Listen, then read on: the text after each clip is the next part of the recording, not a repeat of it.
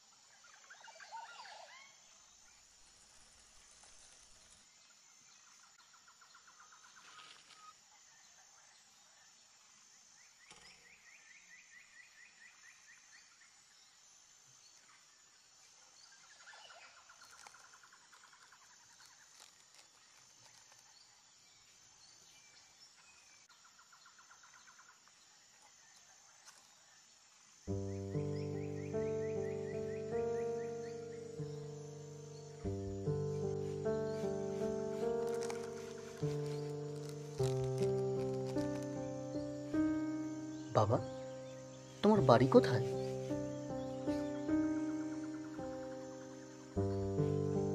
বলছি খোকা, তোমার বাড়ি কোথায়? কিছু বলছেন? হ্যাঁ, বলছি তুমি কোন পাড়ার ছেলে? এই তো পাশের গ্রামের। তুমি এখানে সব সময় বসে থাকো না? কি করব বলুন, এখানেই একটু শান্তিতে খেলতে পারি।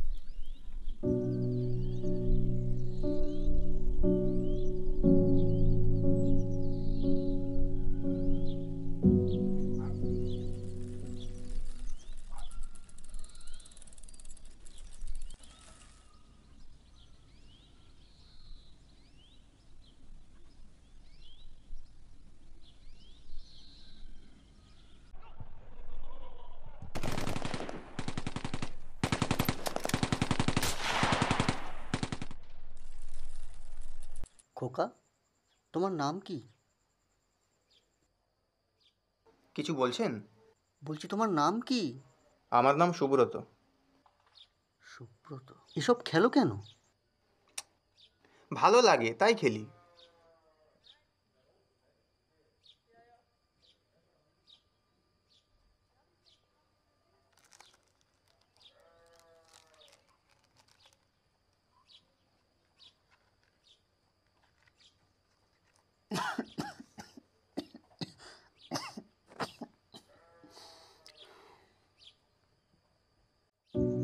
জানো খোকা, এই ভালো লাগতে লাগতে এটা যে কখন নেশায় পরিণত হয়ে যায় তা আমরা টের পাই না। আর যখন টের পাই তখন কিছু করার থাকে না।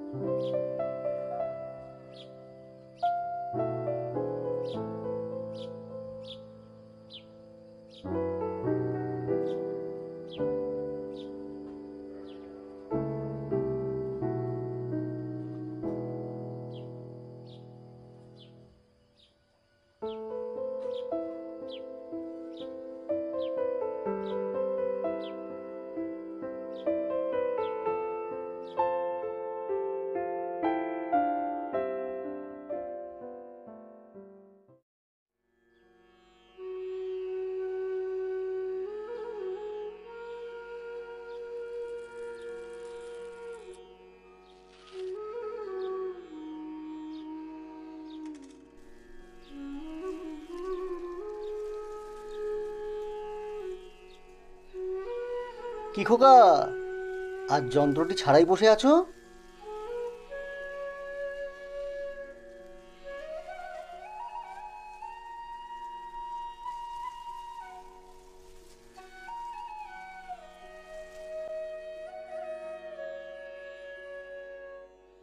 আচ্ছা, খেলি তো সামান্য মোবাইলে গেম, এতে আবার কিসের নেশা, কিসের খারাপ? আমিও তো তাই জানতাম, কিন্তু আমার ছেলে দীপু, ছোটবেলায় মা মরা ছেলেকে খুব আদর যত্নে মানুষ করি। পড়াশোনায় খুব মেধাবী ছিল, স্কুলে প্রতি বছর প্রথম হতো। মাস্টার মশাইরা খুব ভালোবাসতেন। সে বছর দীপু মাধ্যমিক দেবে। পড়াশোনার ভীষণ চাপ, রোজ রাত জেগে পড়াশোনা করত। কোনো কোনো দিন সকালে উঠে দেখি ও টেবিলেই বইয়ের ওপর মাথা রেখে ঘুমিয়ে পড়েছে। সকালে আমি উঠে ডেকে দিতাম।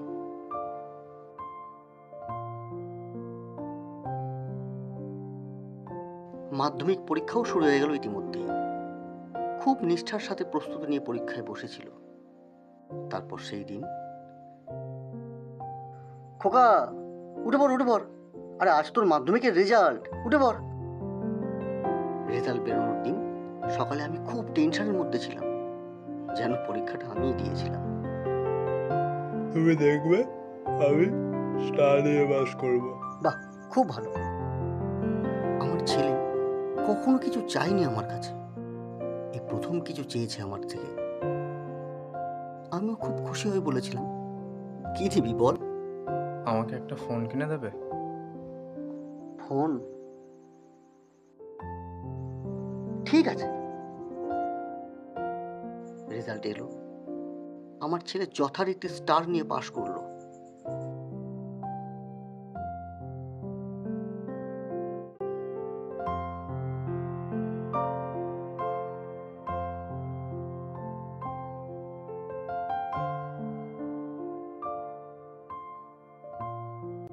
ওকে একটা মোবাইলের দোকানে নিয়ে যাই, ওর পছন্দ মতো একটা মোবাইল কিনে দিই।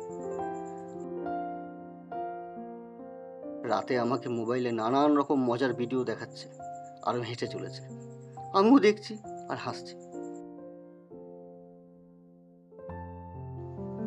এইভাবেই চলতে থাকে।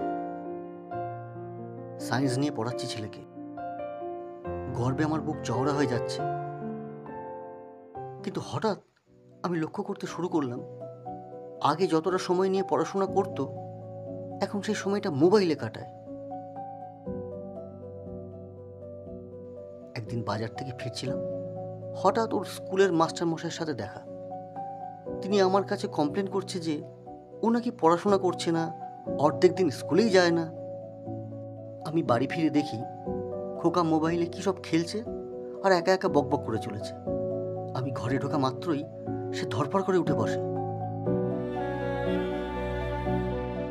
এবং মাস্টার মশাইয়ের কথাগুলো যখন বলতে শুরু করি, সে পাশ কাটিয়ে চলে যায়।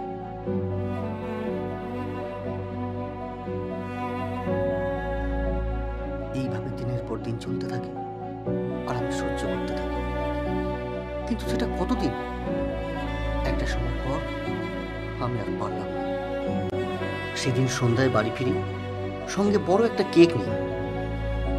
খোকা 18তে পা দেবে রাত পোহালে, খোকা, তাই আমি খুব খুশি ছিলাম। খোকা, বাড়িতে গিয়ে দেখি চারিদিক অন্ধকার।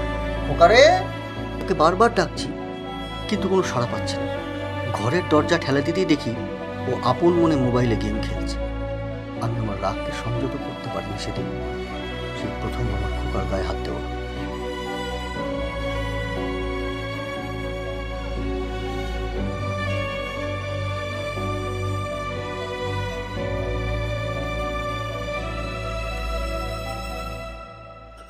রাতে খোকা খায়নি আমার সাথে, সেই কষ্টে আমারও খাওয়া হয়নি।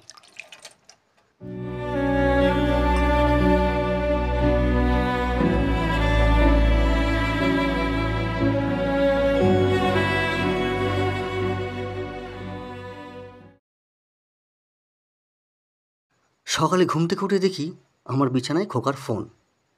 আমি অবাক হলাম। তারপর ভাবলাম, হয়তো ও ওর ভুল বুঝতে পেরেছে।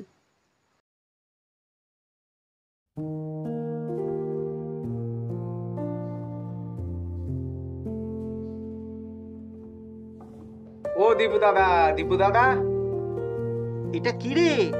আজ তো দীপু দাদার জন্মদিন, তাই মা পায়েস করে পাঠিয়েছে। ও আচ্ছা, তাহলে আসি। সাবধানে যাস। এ খোকা, এই দেখ তোর কাকিমা জন্মদিনে পায়েস করে পাঠিয়েছে। এ খোকা, তাড়াতাড়ি ফিরিস, আমি বাজার থেকে ফিরে রান্না বসাবো। ওকে দেখলাম ওর একটু মন খারাপ। খোকা, সাবধানে যাস।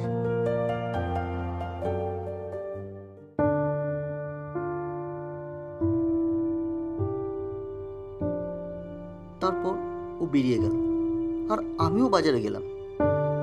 সেটাই ছিল খোকার সাথে আমার শেষ দেখা। অনেক চেষ্টা করেছি খোকাকে ফিরে পাওয়ার, কিন্তু সব চেষ্টাই বৃথা। মায়ের কাছে রোজ আসি আকুতি নিবেদন করতে, যদি খোকাকে ফিরে পাই। জানি না এর শেষটা কোথায়, কি হবে। খোকা, আজ যাই।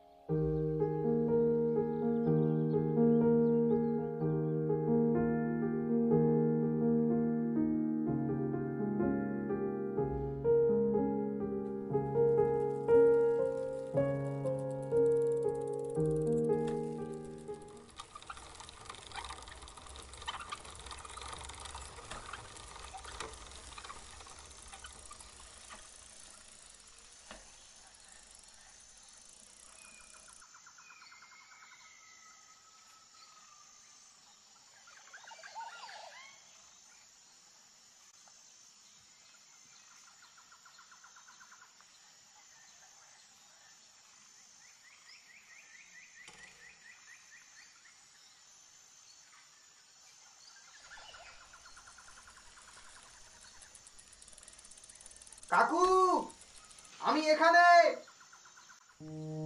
কি সুব্রত, আজ ফুটবল নিয়ে? এই তো মাঠে ফুটবল খেলতে গেছিলাম। ও আপনার সাথে দেখা করবো বলেই তাড়াতাড়ি করে এলাম। আচ্ছা। আপনি ভালো আছেন? হুম, মোবাইলে আর গেম খেলছি না। আসি তাহলে কাকু, হ্যাঁ?